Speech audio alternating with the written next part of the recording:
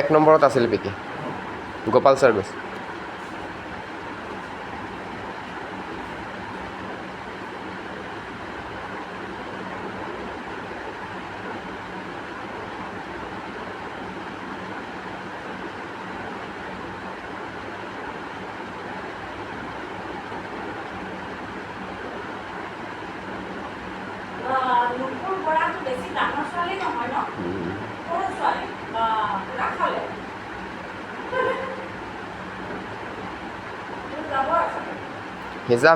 হিচাপ